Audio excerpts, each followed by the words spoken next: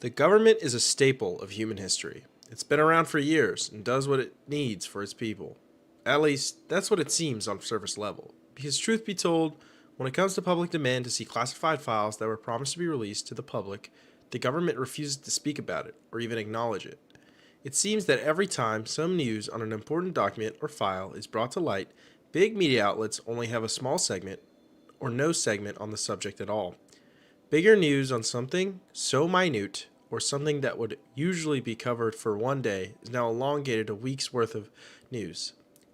While it may seem that the government has the best interest for its people, it shouldn't come to a surprise that the government would use censorship, media manipulation, and threats to hide or censor news they don't want people to see or speak of, as it would ruin the control they have over the people of the United States.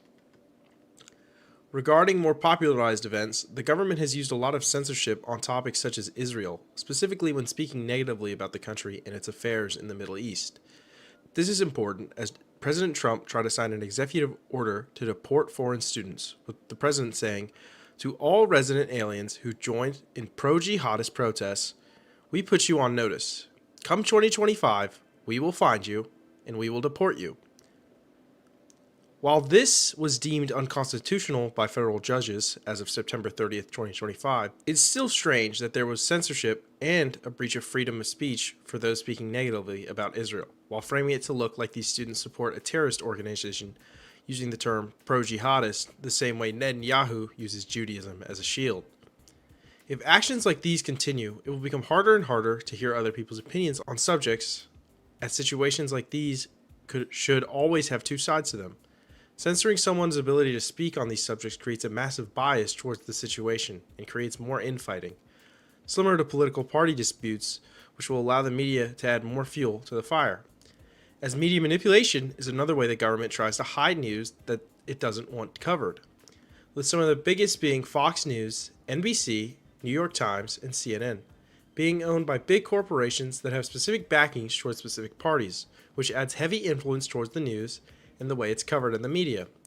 With quotes from the National Bureau of Economic Research, or the NBR, stating, "We estimate that watching the Fox News channel at its current ideological positioning for 4 additional minutes per week increases the probability of intending to vote for a Republican presidential candidate by zero point 0.9 percentage points for voters induced into watching by variation in channel position." This quote shows the power big media outlets can have on U.S. citizens, and how its goal isn't to inform, but to gain supporters for political parties that owns the news studio. This then leads to these news outlets using headlines to put both the political parties against each other and report on quote-unquote news instead of reporting on what's actually going on in the world, making most American citizens who don't use any other news sources besides these big media corporation-owned outlets in the dark about what's actually going on in the world. However, when they do discuss global issues, they introduce a biased perspective that influences viewers into favoring the side the news outlet supports. Threats are also used to keep the news and certain subjects out of public's view. A recent example of this would be the tragic shooting of Charlie Kirk, as many took to the internet to voice their opinions on his death, with many sending prayers to his family, while others would celebrate.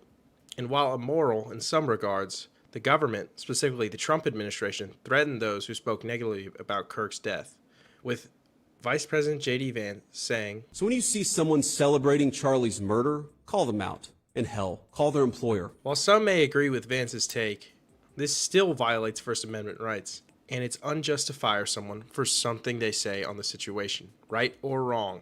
If the government is using its people to threaten those who speak negatively on the subjects they dislike, imagine what the government does to threaten those on a more personal and classified subject. No one person can stand against the government. Depending on what information they have, there are many ways the government can prevent them from releasing it to the press. In the end, the government has and will continue using censorship, media manipulation, and threats to keep information they don't want the public to know about. Even if people began to see that, it's not like the country would unite, unless they did something to unite all citizens. As many of their tactics have worked, and it seems like the country is more divided in its beliefs than ever. If the nation does not recognize its problem, then it will only continue to get worse and worse.